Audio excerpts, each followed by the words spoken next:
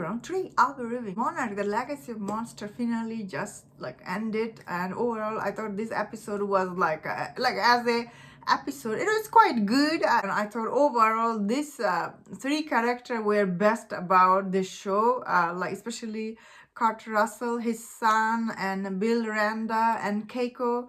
Their storyline overall, yeah, end of this episode you really feel sad for them, you know what happened to these people and how this build the monarch. It's quite emotional the way in this episode you see them, and they just wrapped up overall season. I will give my opinion on what do I think about this season.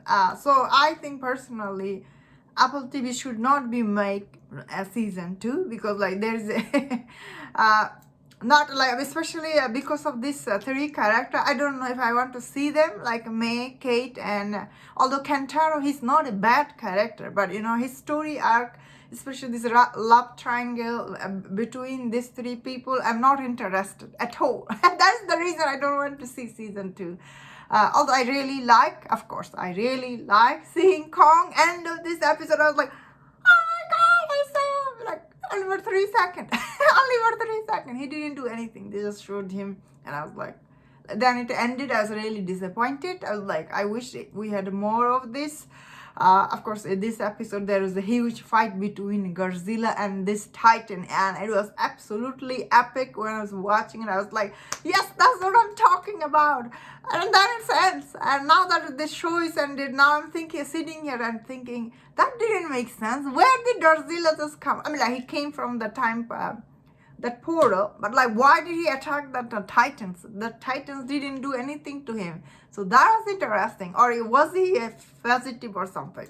I was really confused, but I really liked that scene. That scene was really cool, especially that Titans was throwing something on Godzilla's eyes. I thought that was like cool. I personally wish it was a little longer, but then again, you know, you cannot win a fight against Godzilla. That's why I was thinking about Ghidorah, how Ghidorah like did so good. You need some billion like Ghidorah to fight with Godzilla, yeah. Okay, so I really liked all the Easter egg throughout the season, especially how it tied with Skull Island, which is very well liked movie from the audience, and like the King of the Monster, and all this, like especially the last movie, all this Easter egg, the timeline, it was like tied very nicely. Although the show though still isn't very, like, overall it wasn't very interesting. I know a lot of people will be like, why you are saying this? I'm saying based on the whole season. Is this just 3 minutes of Godzilla and 2 seconds of Kong is not enough to save the whole thing? That was, I really like when Kanko, what was her name? She saw her like when we saw them, like she was alive. I was like, whoa. Especially when she saw her son, that scene was so emotional. There was some emotional scene in this for sure. And this time space, how it changes the time itself, it's quite interesting.